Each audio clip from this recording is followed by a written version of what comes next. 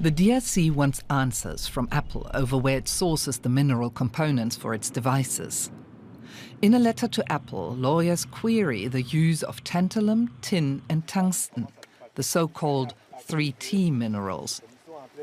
They are largely found in eastern DRC, a volatile region with rebel groups profiting off artisanal mining. The DRC's claim is that minerals are smuggled from its territory to Rwanda, where they are laundered and sold to Apple and other buyers from around the world. Apple has 3 weeks to respond, and the DRC government is reportedly looking into all legal options. For its part, Apple denies the accusations. The company said it has found no reasonable basis to conclude that any of the 3T minerals in its supply chain financed or benefited armed groups in the region. Minerals from the DRC are critical to producing the world's smartphones and many other electronic devices. In fact, it is the main source for natural resources needed for global technological advancement. The DRC's mineral-rich Great Lakes region has been plagued by violence since the 1990s. Tensions re-emerged in late 2021, when the rebel group known as M23 began recapturing swathes of the territory. The DRC, the UN and Western countries accuse Rwanda of supporting rebel groups, including M23, in a bid to control the region's vast mineral resources. Rwanda denies these allegations. Quite simply, so it may stop. It's been going on for 30 years, ever since the international community asked us to open our borders to the influx of refugees fleeing the genocide in Rwanda.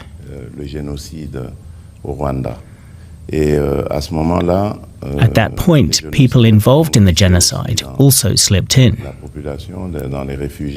and they entered the DRC with their weapons, because the order had been given from somewhere, still within the international community, to let them in with their weapons. And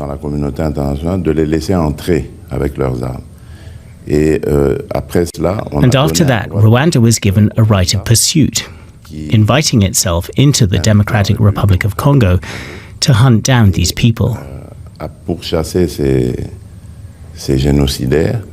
But unfortunately, Rwanda didn't make the distinction, so also massacred Congolese.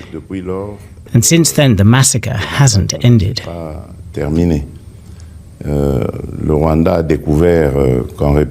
Rwanda discovered that there were minerals in the DRC.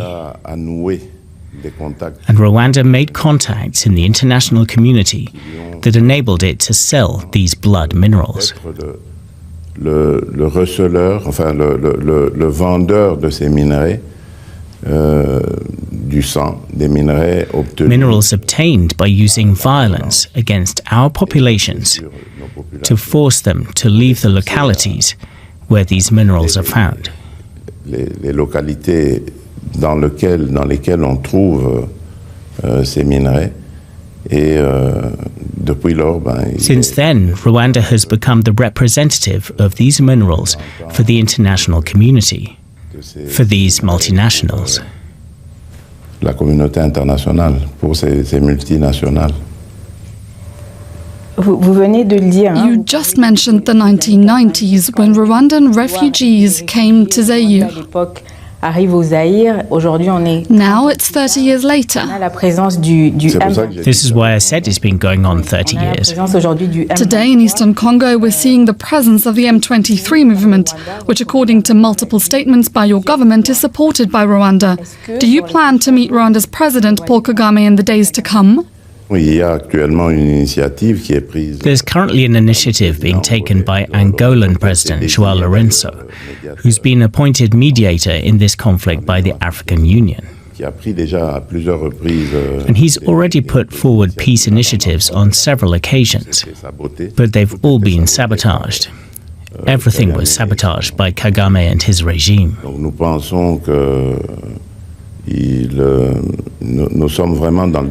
We're really at a final crossroads. There is now what we believe to be a last chance, and I want to give peace a chance as much as possible. But obviously, that's not because of weakness, and we're not always going to be patient like this, wishing for peace. Does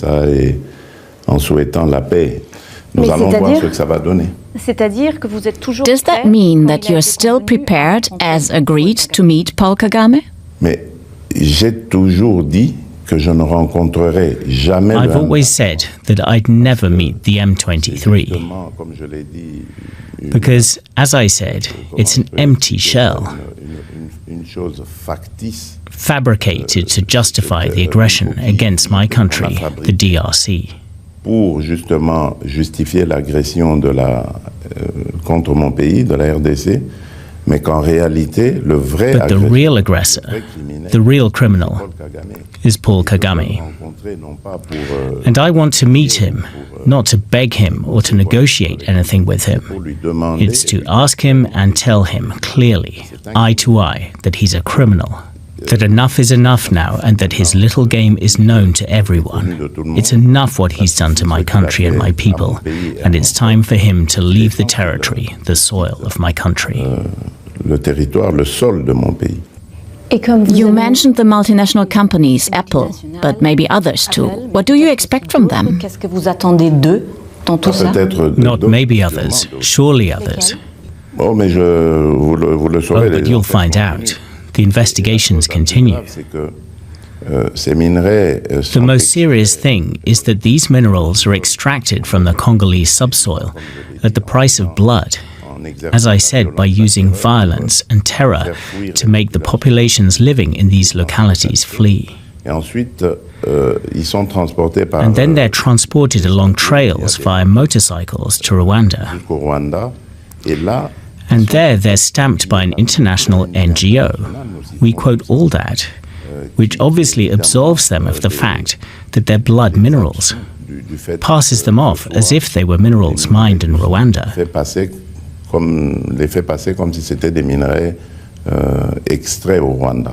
Mr. President, you have just expressed an expectation to the countries that host multinationals, including the United States, I guess? In the case of Apple. So what exactly are you waiting for? What kind of sanctions, what kind of influence should the American government have? Devrait mettre le gouvernement américain. I don't know in this case what sanctions could be applied. It's up to the judiciary to think about it. But there are surely penalties and convictions for complicity in crimes. So I'm not expecting specific sanctions as such.